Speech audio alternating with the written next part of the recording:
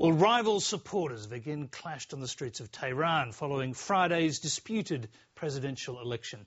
Tens of thousands of opposition supporters have defied a ban on demonstrating to see the reformist candidate Mir Hossein Mousavi make his first public appearance since the results were announced. The opposition has formally appealed against President Ahmadinejad's re-election, and the European Union has called for a probe into the way the election was conducted.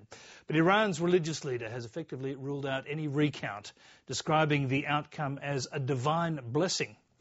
Middle East correspondent Ben Knight reports from Tehran. There's no doubt that Mahmoud Ahmadinejad can pull a crowd. Tens of thousands of people packed this Tehran square to show their support.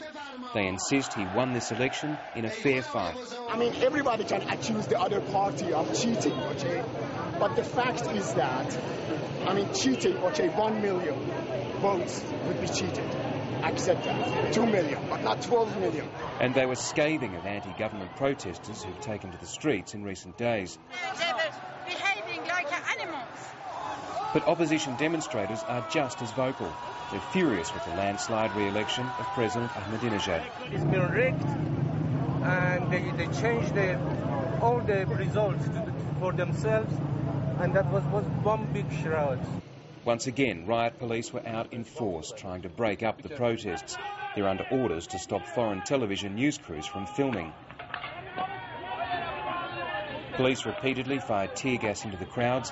At least one police officer was injured in the clashes. And for a second night, protesters were lighting fires. Mahmoud Ahmadinejad played down the protests. He likened it all to a soccer match, with the protesters behaving like the fans of a losing team. Speaking of legitimacy is not appropriate. How do you come to the conclusion that the people do not accept the election results? Did you contact 40 million people? But international observers fear worse is to come. Will there be a Tiananmen Square type crackdown? If there is a Tiananmen Square type crackdown, what can and will President Obama do? It sure looks like the way they're suppressing speech, the way they're suppressing crowds, the way in which people are being treated, that there's some real doubt about that. The losing candidate, Mir Hossein Mousavi, has called for this entire election to be annulled. But that seems very unlikely. Here in Iran, the last word always goes to the supreme leader, Ayatollah Ali Khamenei. And he's described this result as a divine blessing. Ben Knight, Lateline.